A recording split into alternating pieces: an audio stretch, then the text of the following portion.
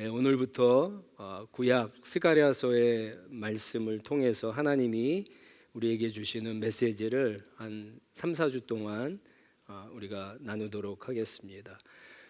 학개, 스가랴, 말라기는 바벨론에서 이제 70년 동안 포로 생활을 하고 돌아온 유다 백성들을 향해서 사역했던 선지자들입니다. 우리가 역사적으로 보면은 BC 주전이죠. 예수님이 태어나기 전에 BC 한 520년에서 518년 스가랴서는 요 당시에 사역했던 하나님의 선지자고요. 예수님이 그러니까 우리가 지난 시간에 봤던 계시록과 비교해 봤을 때 한 600년 정도 차이가 나는 겁니다. 그런데 여러분들 그 성경을 읽으면서 느끼시겠지만 놀랍게도 많이 일치되는 말씀들이 참 많이 있습니다.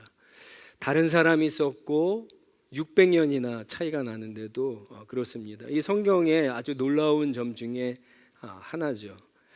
이 스가랴서는요, 사실은 구약 예언서 가운데 가장 이해하기가 어렵지만 무지무지 중요한 성경입니다. 왜냐하면 신약 성경은 이 스가랴서를 한 70번 정도 직접적으로 간접적으로 이렇게 인용을 하는데 복음서에 3분의 1이 나오고요.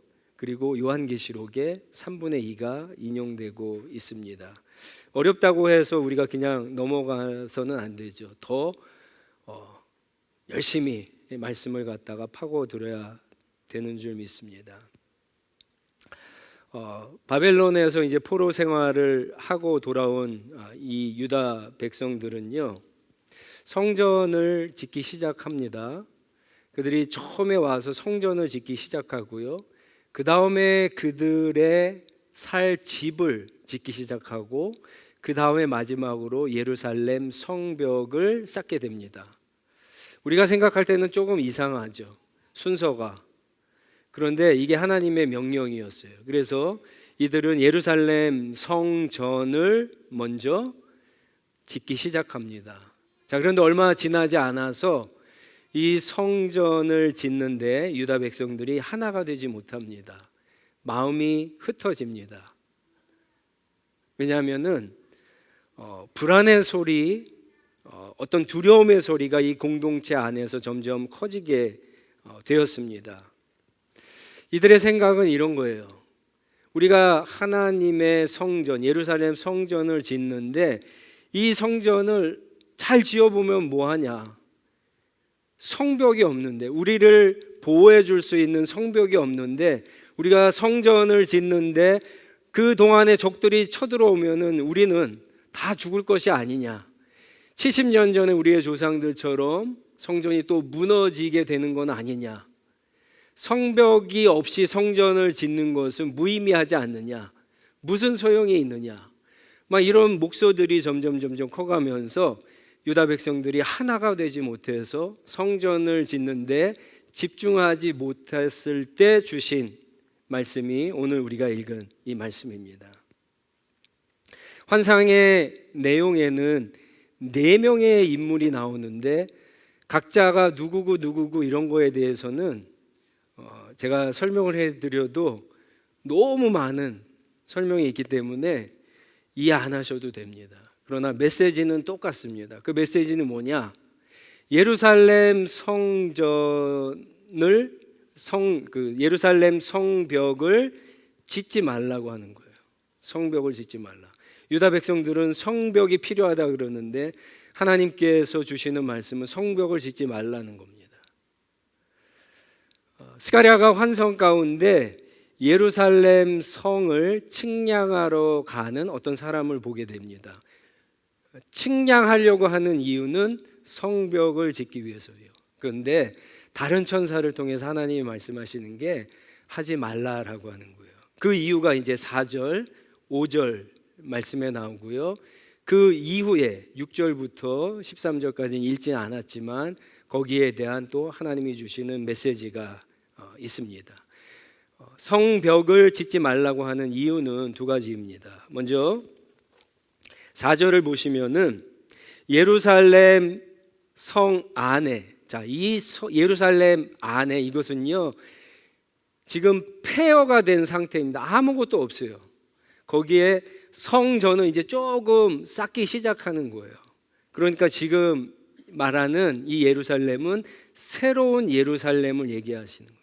새로운 예루살렘은, 앞으로 있을 예루살렘 안에는 사람들과 짐승이 너무 많아갖고 엄청나게 커서 성벽을 쌓을 수 없다라고 그렇게 얘기하는 겁니다.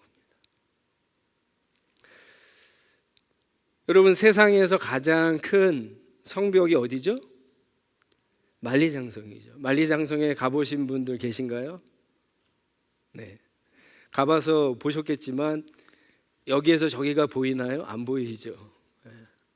제가 한번 조사를 해보니까 이 만리장성이요, 중국 정부에서 매년 이렇게 발표를 하는데 이렇게 늘어난다 그래요. 계속 늘어난다 그래요.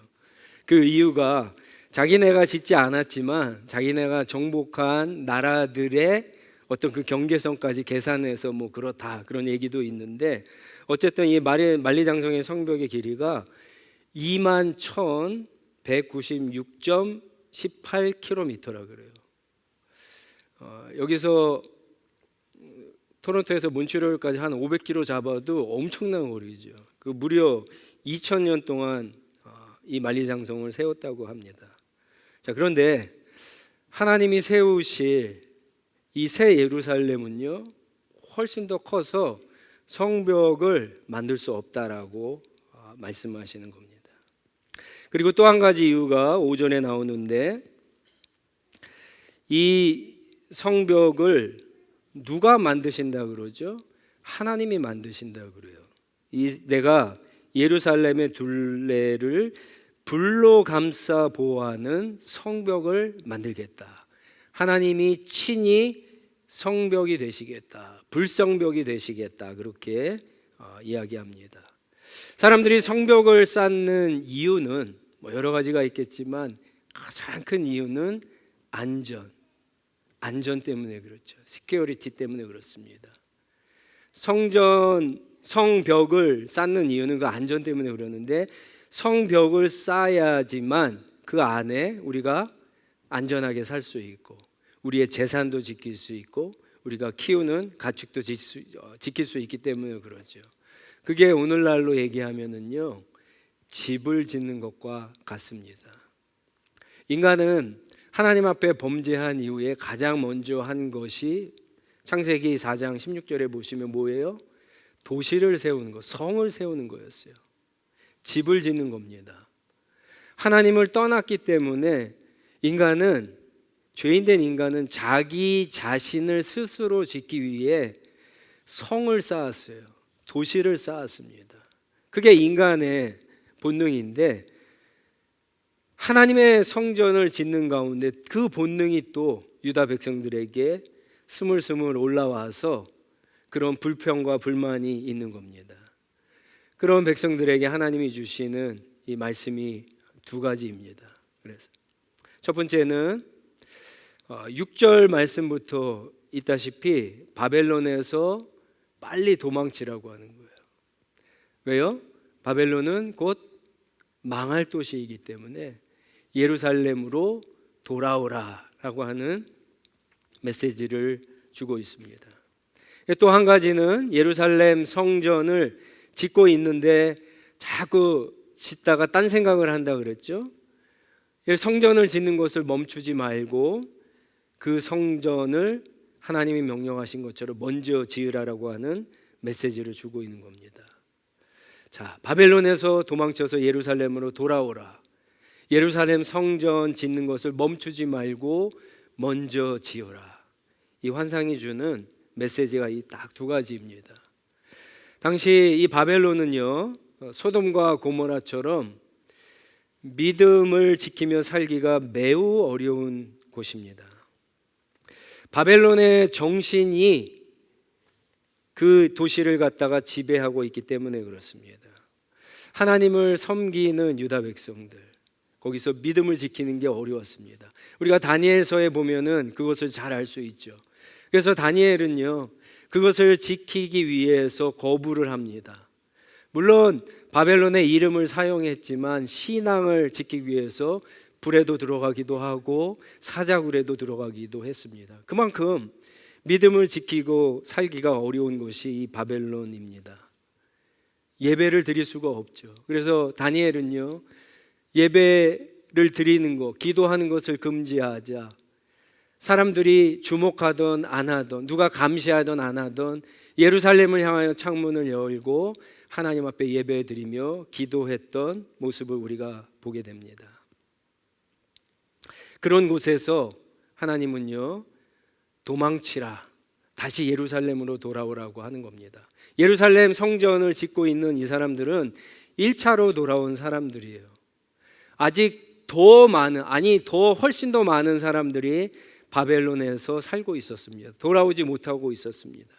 그들이 돌아오지 못하는 이유는 한 가지입니다. 먹고 사는 문제 때문에 그래요. 70년 동안 부모 세대가 고생해서 바벨론에서 그 바벨론 사람들의 그 압제와 폭력과 그 사람들의 눈치를 받아가면서 어쨌거나 거기서 살아남고 기반을 다졌습니다. 집을 얻었어요. 일터를 얻었습니다. 잘 살게 되었습니다. 그런데 하나님께서 다시 돌아가라고 했을 때 그 모든 것을 다 버리고 돌아가는 것이 불안한 거예요. 쉽지 않은 겁니다. 아무것도 없는 폐허가 된 그 도시에 가는 것이 과연 안전한가? 여러분, 오늘날에도 우리에게는 이런 곳이 있습니다. 우리는 이런 상황 가운데 직면할 때가 너무나 많죠. 물리적으로도요, 우리가 북미에서 신앙생활을 하지만 어떤 도시는 조금 더 믿음 생활하기가 좋은 곳이 있고요, 더 영적으로 어려운 도시가 있습니다. 우리 목회자들 가운데는 그런 얘기를 많이 하세요. 시카고 같은 경우는 신앙생활 하기가 좀 어렵다 그래요. 그래서 시카고에는 한인 교회들 중에서 제가 알기로 1000명이 넘는 교회가 없습니다. 놀랍죠? 시카고가 미국에서 세 번째로 큰 도시인데 1000명이 넘는 한인 교회가 없어요. 토론토만 해도라도 1000명이 넘는 교회가 얼마나 많아요. 뉴욕에 얼마나 많아요. 뉴저지 얼마나 많아요. LA에 얼마나 많아요. 텍사스도 많습니다. 애틀란타도 있어요, 심지어. 근데 시카고는 없어요. 근데 시카고를 갖다가 그렇게 영적으로 신앙생활하기 참 어려운 도시라고 그렇게 이야기하는데, 그런 도시뿐만 아니라, 그런 물리적인 도시뿐만 아니라 영적으로도 우리가 믿음 생활하면서 어려운 그런 상황들이 너무나 많습니다. 많은 분들이 아시겠지만 팬데믹 이후에 점점 많은 사람들이요, 한국으로 역이민을 합니다. 또한 한국에 있는 사람들은 많은 사람들이 미국이나 캐나다나 다른 나라로 이민을 갑니다. 트럼프가 정권을 잡은 후에 미국에서도 많은 사람들이 다른 곳으로 이사를 간다 그러죠. 왜 그럴까요? 먹고 사는 문제 때문에 그래요. 먹고 사는 문제. 많은 사람들이 먹고 사는 문제 때문에 도시에서 떠나지 못하거나 또 다른 도시로 가지를 못합니다. 믿는 사람들에게도 그런 문제가 있어요. 저는 목회를 하면서 어떤 분이 자기의 신앙 때문에 이사를 하거나 자기의 신앙 때문에 직업을 구하거나 자기의 믿음 때문에 어떤 비즈니스를 하고 결정하고 그렇게 하는 분은 별로 보지 못했습니다. 대부분은 다 자기 자신 때문에, 먹고 사는 문제 때문에, 돈 때문에 그런 선택을 합니다. 유다의 백성들이 바벨론에서 돌아오지 못하는 이유가 바로 그런 거예요.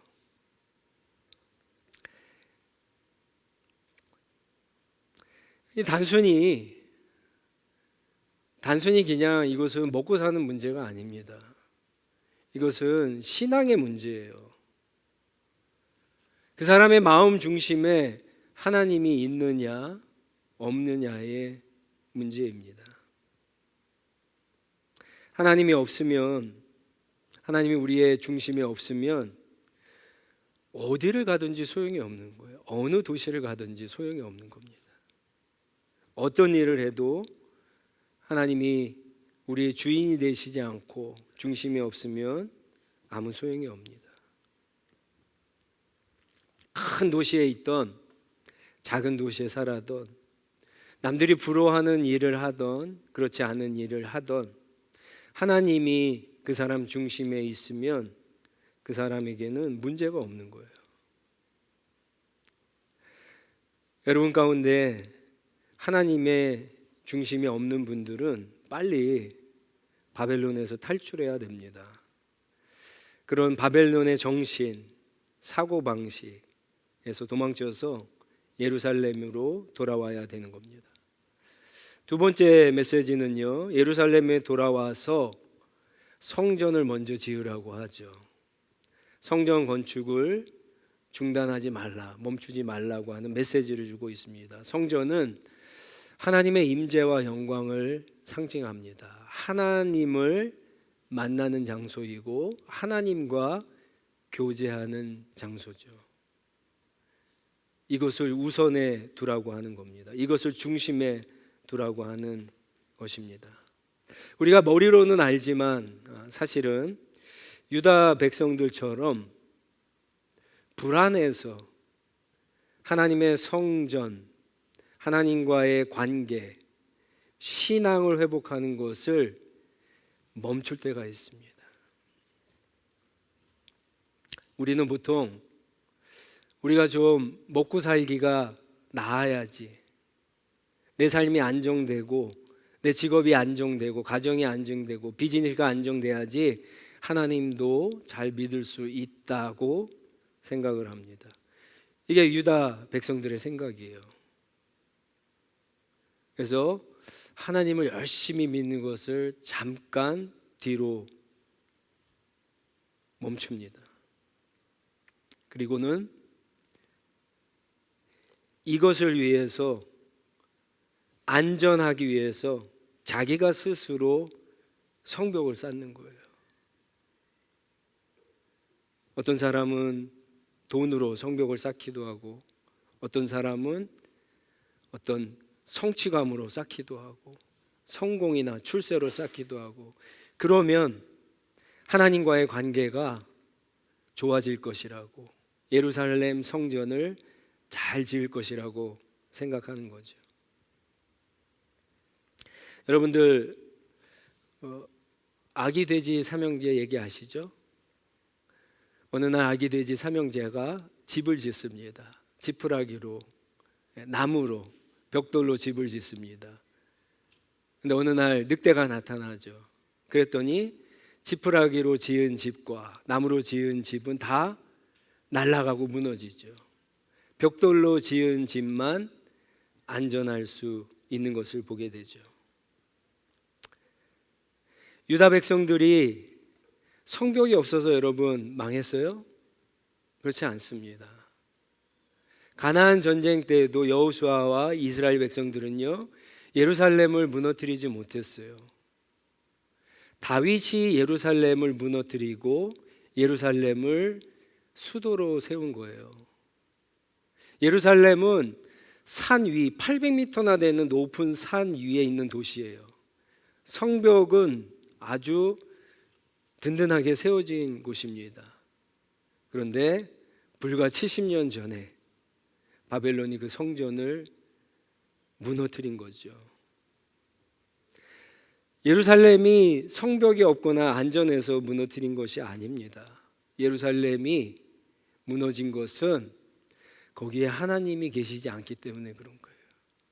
하나님이 그 성 안에 계시지 않고, 하나님이 예루살렘 성전은 있지만 성전 안에 계시지 않고, 더 정확히 얘기하면 하나님이 유다 백성들의 마음의 중심에 계시지 않기 때문에, 그들이 하나님을 모시지 않았기 때문에 예루살렘이 멸망한 겁니다. 우리도 마찬가지죠. 우리가 아무리 돈으로 권력으로 우리의 인생에 집을 짓고 성벽을 쌓아도 하나님이 계시지 않으면 한순간에 무너지는 겁니다.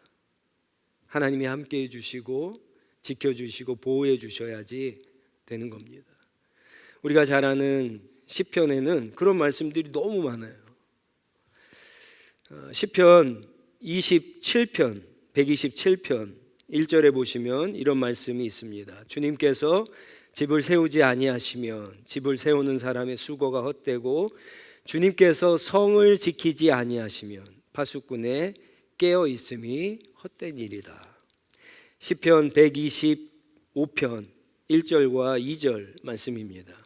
주님을 의지하는 사람은 시온산과 같아서 흔들리는 일이 없이 영원히 서 있다. 산들이 예루살렘을 감싸고 있듯이 주님께서도 당신의 백성을 지금부터 영원토록 감싸 주신다. 시편 121편입니다. 내가 눈을 들어 산을 본다. 내 도움이 어디에서 오는가? 내 도움은 하늘과 땅을 만드신 주님에게서 온다. 여러분, 왜 하나님이 성벽 없이 성전을 먼저 짓는 것이 위험한데 그 일을 먼저 지으라고 하셨을까요?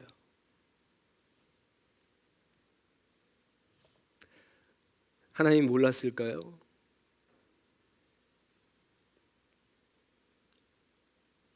유다가 포로에서 돌아와서 이제 새로운 예루살렘, 새로운 나라를 세워야 되는데 그 나라가 영원하기 위해서 가장 중요한 게 뭘까요?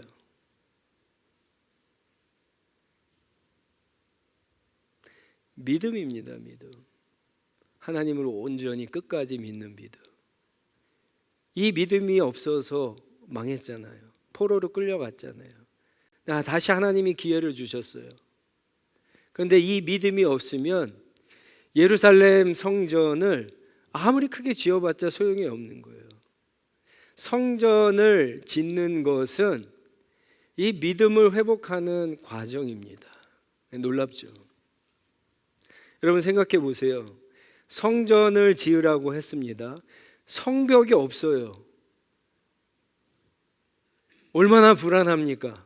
얼마나 무서워요? 얼마나 두려워요? 그런데 하나님이 하신 말씀이고 하나님이 함께 해주신다라고 하는 이 믿음이 없으면 이 성전을 과연 지을 수 있을까요? 절대 없습니다. 마치 이런 것과 똑같아요. 우리는 하나님 앞에 믿음을 달라고 기도하죠. 근데 하나님은 믿음을 주시던가요?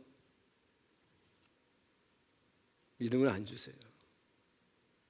오늘 우리 마라나타 찬양대가 찬양한 것처럼 믿음을 달라고 했는데 신앙생활을 하면 할수록 문제가 생기죠. 문제를 주십니다.